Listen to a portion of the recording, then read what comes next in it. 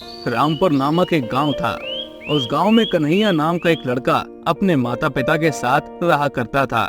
वो बहुत ही गरीब थे। कन्हैया बहुत ही दयालु था। दूसरों की मदद करने में उसे बहुत अच्छा लगता था। कन्हैया के पिता को रोज जो काम मिलता वो वही काम किया करते थे और उससे अपना घर चलाया करते थे। ऐसे ही वो काम के लिए निकल पड़ते हैं। सुनो कन्हैया की माँ, मैं काम के लिए जा रहा हूँ। भगवान करे आज कुछ अच्छा काम मिल जाए। कन्हैया की माँ भी उन्हें अलविदा कहकर शाम को जल्दी घर आने के लिए कहती हैं। पिताजी हामी भरते हुए कहते हैं, ठीक है, लौट आऊंगा जल्दी। ऐसा बोलकर उदास होकर वो काम के लिए निकल पड़ते हैं। कन्हैया को अपने पिता को उदास देखकर बहुत बुरा लगता है। माँ, मैं भी आज से काम पे जाऊंगा। बाबा को थोड़ी मदद हो जाएगी मेरी वजह से। कन्हैया की माँ और कन्हैया की बात सुनकर बहुत खुश होती है। चलो माँ, मैं आता हूँ। ऐसा बोलकर कन्हैया काम की तलाश में बाहर चला जाता है। एक लकड़ी की दुकान पे। सेठ जी, क्या आपके यहाँ पे कुछ काम मिलेगा? मुझे काम की बहुत जरूरत है। हाँ, ये कुछ लकड़ियाँ है, इसे काटना है। अगर तुम करोगे तो 200 रुपए दूंगा। ये सुनकर कन्हैया खुश हो जाता है और काम करने में लग जाता है।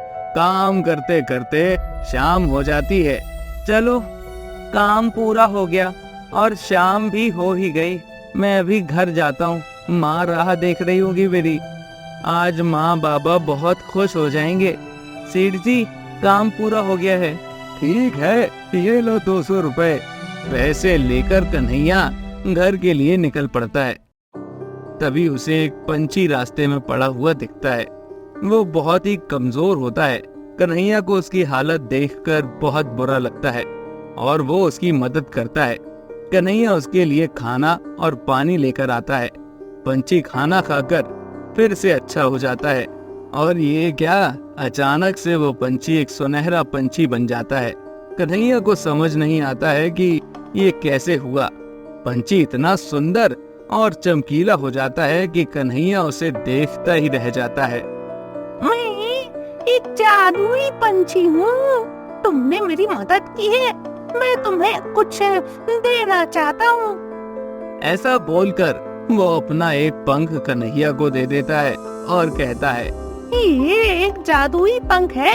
इसे इस्तेमाल करके तुम्हारी इच्छा पूरी कर सकते हो। तुम कोई भी इच्छा मांग कर पंख को 3 बार हिलाना, तुम्हारी इच्छा पूरी हो जाएगी। और एक बात का ध्यान रखना मेरे भाई, एक दिन में सिर्फ 2 बार ही तुम मांग सकते हो कुछ। अगर तुमने पंख को 2 बार से ज्यादा इस्तेमाल किया तो तुम्हारा सब कुछ चला जाएगा। फिर इस पंख को तुम इस्तेमाल नहीं कर पाओगे। ये पंख साधारण बन जाएगा। ये सब ध्यान से सुनकर कन्हैया घर चला जाता है। खुश होकर कन्हैया घर आता है। घर आकर वो अपने माँ बाबा को सब बताता है। ये सुनकर सब खुश हो जाते हैं। मैं हमारे लिए खाना मंगाता हूँ, बहुत भूख लगी है। ऐसा बोलकर वो पंख हिलाता है। तभी उसके सामने स्वादिष्ट खाना आ जाता है। खुश होकर सब भर पेट खाना खाते हैं। ऐसे ही रोज वो कुछ न कुछ मांगता ही रहता और अपनी जरूरतों को पूरी करता रहता। उस पंख से वो अच्छे कपड़े, खाना, पैसा, घर सब मांगता। ऐसे ही वो गरीब से अमीर बन जाता है और खुशी खुशी अपना जीवन जीने लगता है। कन्हैया के पड़ोस में एक पति पत्नी रहते थे।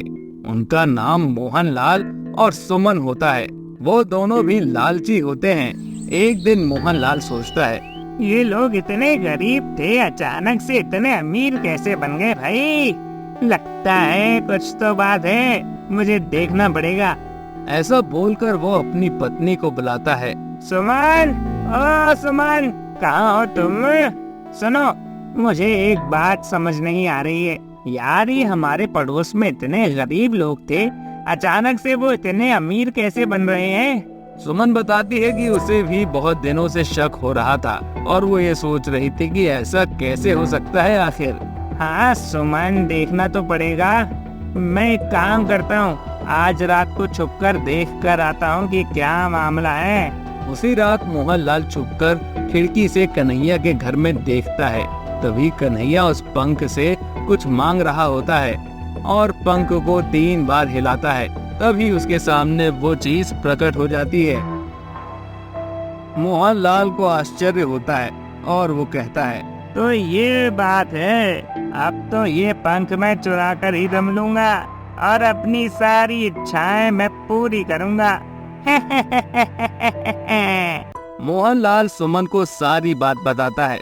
मोहनलाल और सुमन रोज कन्हैया के घर पे ध्यान देने लगते हैं कि वो सब लोग कब बाहर जाएं ताकि वो पंखा चुरा सके। एक दिन कन्हैया के घर से सब बाहर जाते हैं, तभी सुमन ये देख लेती है और वो मोहनलाल को बता देती है। मोहनलाल छुपकर कन्हैया के घर में जाता है और पंख चुराकर वापस अपने घर निकल लेता है। सुमन, ये देखो मैं क्या लेकर आया हूँ। सुमन मोहनलाल के लाए हुए उपहार से खुश हो जाती है। बोलो सुमन, तुम्हें क्या चाहिए? सुमन उससे कहती है कि हमने बहुत दिनों से अच्छा खाना नहीं खाया, आज कुछ अच्छा खाना खाते हैं। मोहनलाल कहता है, ठीक है। मोहनलाल ने कन्हैया को इच्छा मांगकर 3 बार पंख हिलाते हुए देखा था और वो भी वैसा ही करता है।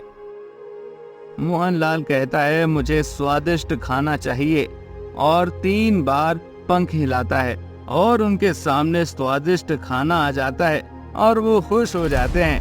रात बहुत हो गई है, अभी हम सोते हैं, कल हम और कुछ मांग लेंगे। सुबह उठकर कन्हैया को पंख नहीं दिखता तो वो परेशान हो जाता है। वो बहुत ढूंढता है पर उसे कुछ भी नहीं मिलता। इधर मोहनलाल और सुमन जल्दी उठकर पंख से इच्छा पूरी करने आते हैं। मोहनलाल सुमन से पूछता है, बोलो सुमन, तुम्हें क्या चाहिए? सुमन उसको जवाब में कहती है कि उसे ढेर सारा सोना चाहिए। थोड़ी ही देर में बहुत सारा सोना तुरंत वहाँ प्रकट हो जाता है। इतना सारा सोना एक साथ देखकर सुमन चौंक जाती है। हाँ सुमन, मुझे यकीन नहीं हो रहा है। फिर सुमन कहती है कि मुझे इस घर की सारी चीजें सोने की ही चाहिए और थोड़ी देर में सारी चीजें सोने की ही बन जाती हैं। वो तीसरी बार सुमन को पूछता है, बोलो सुमन, और तुम्हें क्या चाहिए? अब सुमन ठहरी औरत, वो सबसे पहले बोलती है कि मुझे बहुत खूबसूरत बना दो। और जब मोहनलाल तीसरी बार मांगने जाता है तब वो पंख काम नहीं करता, वो पंख साधारण बन जाता है और जो कुछ भी मिला था वो सब चला जाता है। वो पहले जैसे गरीब बन जाता है। सुमन अपने आप को देखकर बहुत रोती है। मोहनलाल को बहुत बुरा लगता है और वो कन्हैया के पास जाता है और उसे सब बता देता है। कन्हैया से माफी मांग के दुखी होकर वो वहाँ से चला जाता है। ये सब सुनकर कन्हैया को बहुत बुरा लगता है, पर कन्हैया के पास तो बहुत कुछ था, इसलिए फिर वो मेहनत करके और अमीर बनता जाता है और उसके साथ खुश भी। दोस्तों, अगर वीडियो अच्छी लगी हो तो लाइक एंड शेयर जरूर करें और हमारे चैनल को सब्सक्राइब करके बेल आइकन को जरूर से दबा दें। धन्यवाद।